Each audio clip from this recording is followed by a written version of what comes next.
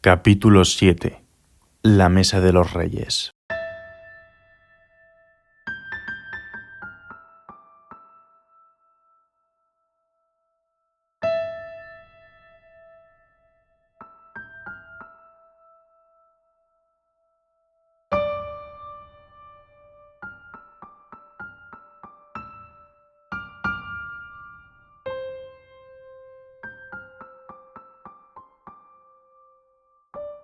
Éuri y Gori habían pasado días atravesando la zona norte del país, buscando la mejor forma de llegar a las montañas.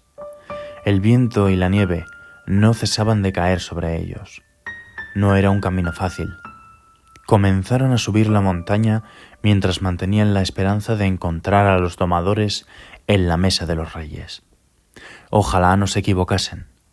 Gori seguía avanzando con su voluntad de hierro. Caminaba con paso firme, con un único pensamiento: reencontrarse con su compañero. No era un camino fácil. Unas escaleras pobremente talladas guiaban sus pasos hacia la cima de las montañas. Finalmente, tras varios días de viaje, coronaron una de las cimas. En la parte que antes quedaba oculta, ahora se lograba distinguir una pequeña zona llana. La Mesa de los Reyes. Ahí estaba. Ambos se miraron entusiasmados. Estaban por fin un paso más cerca de lograr su objetivo. Descendieron hasta la mesa y en medio de la niebla encontraron una pequeña cabaña de madera. Llamaron a la puerta y un anciano de piel oscura les hizo pasar. El viejo tenía una mirada calmada y sabia. Se llamaba Urel. Los invitó a sentarse frente al fuego de la chimenea para que se calentaran y, una vez que se acomodaron, les preguntó por su nombre y procedencia. Cuando explicaron a qué habían ido, el hombre entristeció su rostro, pero sin dejar de mostrar una pequeña sonrisa esperanzadora. «No sois los primeros que vienen buscando ayuda. ¿Quién es el afectado?» Gori le respondió: «Mi amigo, Kuma. Hace mucho que no sé de él. Se marchó al sur a luchar, pero todavía no ha vuelto. Creo que algo le ha podido pasar». El anciano se quedó pensativo. Después levantó la vista y dijo: «Allí no encontrará nada. Cuando uno toma un camino sin saber a qué se enfrenta, ya es preocupante. Pero ir a enfrentarse a algo sin saber cómo es peor. Por eso estamos aquí los domadores. Nosotros sabemos cómo hacer frente a la bestia, y no es como muchos creen. Por eso suelen fracasar casi siempre, porque no usan las herramientas correctas». El anciano siguió hablando un buen rato. Nos contó cómo él había domado a la bestia. Lo más curioso es que él no era un afectado. Había observado cómo estos actuaban y encontró la forma de entender a la bestia, aunque no la veía. Juntó a un pequeño grupo de valientes y marcharon al encuentro de ésta. Y lo consiguieron. Vencieron a la bestia. Pero se dieron cuenta de algo. No podían derrotarla definitivamente. En realidad, habían conseguido domarla de forma individual. A ellos les tenía miedo, pero al resto de afectados no. Y en realidad esa era la clave. Había que enseñar a los demás a domarla, no a destruirla, porque era imposible. Si vuestro amigo no ha vuelto todavía, lo más seguro es que no lo haga. Y así, de repente, las esperanzas de Gori y Éuri fueron destruidas. «¿Por qué?», preguntó Gori. «Es sencillo. Ha pasado demasiado tiempo. No conozco a nadie que haya pasado tanto tiempo bajo el dominio de la bestia que haya podido vivir para contarlo. Ese animal no te destroza. Te va consumiendo poco a poco. En realidad, se parece mucho a las arañas.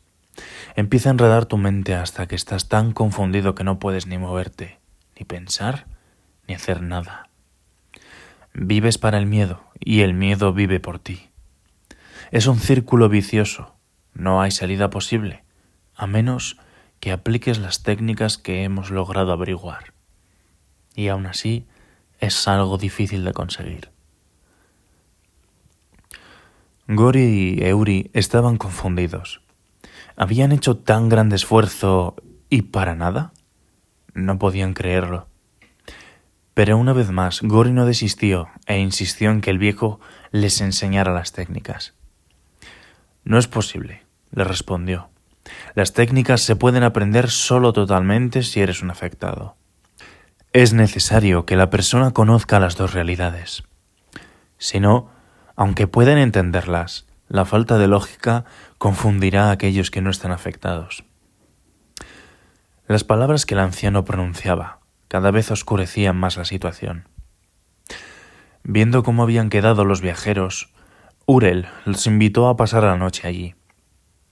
Los guió hasta una habitación en la planta superior de la cabaña. Los dos se quedaron sobre sus camas, intentando no pensar demasiado en la situación. Gori no podía creer que su amigo probablemente no volvería. Y Eury había dejado todo para que nadie tuviese que volver a pasar por lo mismo que ella. Pero ¿cómo podía haber sido tan ingenua?, pensaba. Y así, con la esperanza perdida, cerraron los ojos e intentaron descansar. Pero unas horas más tarde, en plena madrugada, Eury se despertó escuchando unas voces, unos murmullos. Estos no venían de la planta baja, los escuchaba en la pared, como si alguien estuviese hablando al otro lado. Era algo raro, ya que la pared de la casa terminaba ahí. No pudo resistirse y se levantó para ver qué ocurría. Bajó las escaleras y no encontró a nadie. Se acercó a la pared y nuevamente escuchó unos pequeños susurros, unas vibraciones en la pared. Pero ahí no había nadie. Debía haber una habitación secreta. Empezó a rebuscar por la pared algo que confirmase su teoría, y lo encontró. Una pequeña ráfaga de viento salía de la esquina donde terminaba la habitación. Empujó la pared y ésta cedió. Por fin, las voces empezaban a escucharse con más claridad. Descendió por las escaleras de piedra que encontró y llegó hasta una puerta de madera muy robusta, atrancada desde dentro. La conversación no era entendible, pero una de las voces era la de Urel. Había otras tres, dos de hombres y una de mujer.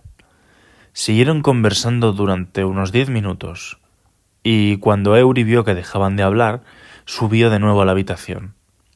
Pero antes de entrar, cuando ellos ya estaban en la planta baja, escuchó como Urel decía que los visitantes, o sea, ellos, no podrían marcharse. Pensando en qué ocurriría con ellos, Eury se metió en la cama hasta el amanecer, sin poder dormir.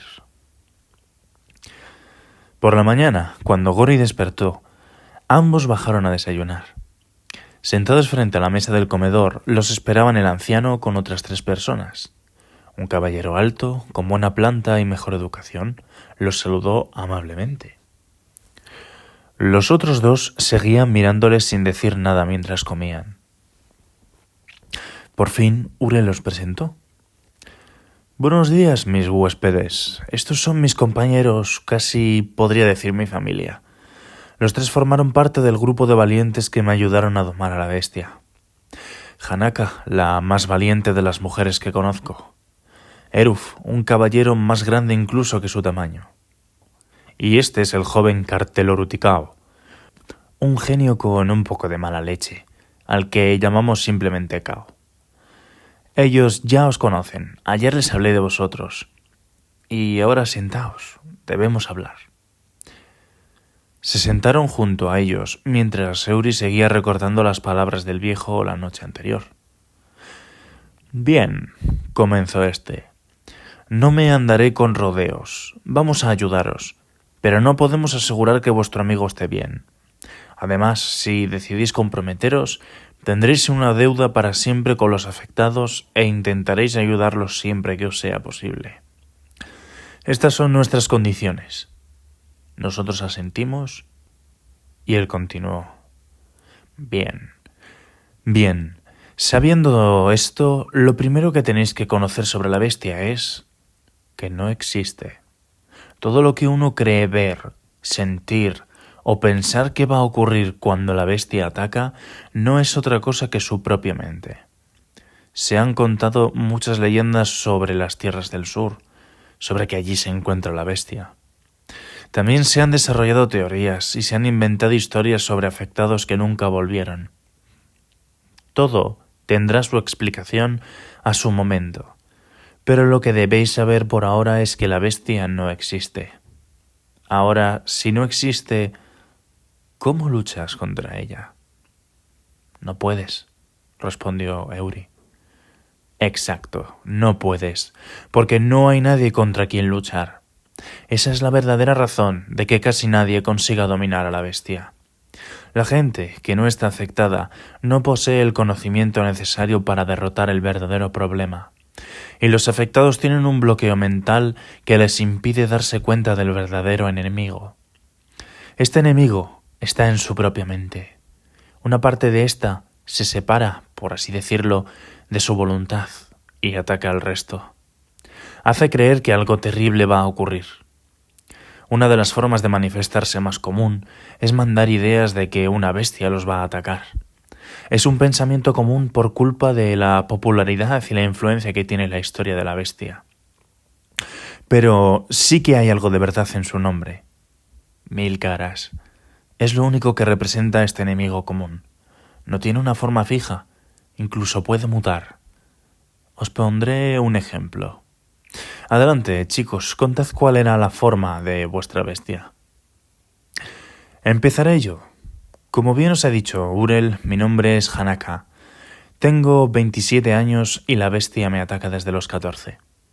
En mi caso, me decía que si no barría mi casa cada día, aparecería y se tragaría a mis padres. Un año después, limpiaba el suelo de la casa con las uñas, cada hora, para que nadie muriese. No tenía vida, vivía para mi miedo. Mis padres no sabían qué hacer, además de que ellos también tenían miedo de la bestia y les paralizaba. Perdí la sensibilidad de la mano derecha, la piel se me caía y cuando las uñas dejaron de salirme, seguí usando los dedos que cada vez estaban más magullados. Mi vida era inexistente. Yo soy Eruf. Tengo 45 años y la bestia me atacó durante 28. Mi bestia tenía la forma de una mujer. Cada vez que veía una, tenía que dejar de respirar. Mi mente le daba 1000 vueltas a ideas horribles que me asaltaban. Hasta que no me confirmaba una y otra vez que yo no iba a hacer nada, no podía parar de rumiar. Era una persona asocial, que no podía salir de casa. Incluso dentro de esta, tenía problemas tan solo si miraba por la ventana. En definitiva, igual que Haraka, yo tampoco estaba vivo. Yo soy Kao. Tengo 21 años. Sufro los ataques de la bestia desde los 18. Soy inventor. Mis padres me abandonaron cuando tenía 9 años, pero yo guardé la esperanza de verlos cuando fuese mayor. Cuando crecí y vi la realidad, me llevé una tremenda decepción. Es entonces cuando la bestia empezó a atacarme. Pensamientos de hacer daño a la gente me asaltaban la cabeza. Además, ideas extrañas sobre la vida empezaron a asaltarme y agobiarme con una frecuencia tan alta que no tenía tiempo ni de responder a todas. Y el simple hecho de cuestionarme algo me hacía estar mal, como si estuviese haciendo algo incorrecto. La bestia me decía todas estas cosas y que si no las hacía moriría. Y aunque me resistía día tras día a hacerlas, cada vez tenía una ansiedad mayor. Acabé tirado en la cama, desde el amanecer hasta caer la noche, sin poder pronunciar una sola palabra. Y a mí ya me conocéis, me llamo Urel, y la bestia se tragó a mi esposa. Durante 25 años vivimos juntos, llevando una vida normal, con sus más y sus menos. Pero cuando cumplió 50, su padre murió. Fue demasiado para ella y la bestia aprovechó la oportunidad. Mi querida Lysandra acabó con su vida después de 6 largos años de lucha. Pero en vez de acongojarme, desafié a la bestia. Mi dolor era un dolor terrible, pero no se comparaba con lo que ella había experimentado. Si yo había visto de cerca ese dolor y sabía que era insoportable, no podía dejar que otros sufriesen igual que lo habíamos hecho nosotros. Tardé años en poder probar varias teorías, pero finalmente, y gracias a la ayuda de mis compañeros, encontramos la clave casi infalible de domar a la bestia. Ellos ahora son felices. Llevan una vida normal. Disfrutan de las pequeñas cosas, y yo disfruto de ello. Pero todavía hay muchos ahí fuera que tienen este problema y no saben qué hacer. Incluso hay algunos valientes, como vuestro amigo, que han marchado engañados a enfrentar a un ser que no existe. Es otro de los enemigos que compartimos, el desconocimiento. Como os dije, no sé en qué estado se encontrará ahora vuestro amigo, pero las tierras del sur son mucho más supersticiosas que las del norte. Prácticamente todos viven bajo la condena del miedo a la bestia. Por eso, mis 3 compañeros os acompañarán. Pero como dije antes, después deberéis aprender las técnicas para ayudar a otros. Hagámoslo, respondió Eury. Pues dicho esto, recoged vuestras cosas y marchaos. Los 5 prepararon lo necesario, agradecieron al viejo por su ayuda y hospitalidad y se marcharon. Pero justo antes de salir por la puerta, Urel llamó a Eury.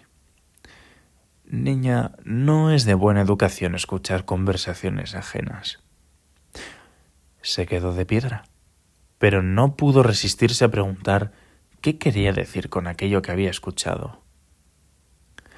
Precisamente hablábamos de que no podíais marcharos, pero sin nuestra ayuda. Eury se disculpó. Todavía tenía preguntas, pero confió en el viejo Urel por todo lo que estaba haciendo por ellos. Una vez que salió, comenzaron a descender por las montañas, esta vez por el lado contrario. Cuando llegaron abajo, se encontraron con uno de los canales del mar Dimeneo.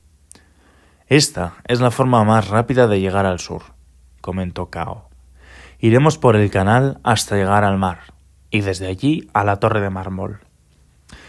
Estos términos sonaban extraños para Eury y Gori, pero entendieron que el grupo de 3 conocía aquellas tierras. Había una pequeña embarcación preparada en la orilla del canal. Era un barco que había construido Cao. Funcionaba con la energía de los sectrones, aunque mis compañeros todavía no sabían lo que eran, y se asustaron un poco cuando la barca empezó a moverse sola. Aún así, ya no les sorprendía tanto. Estaban centrados en su objetivo. Mientras tanto, yo me moría.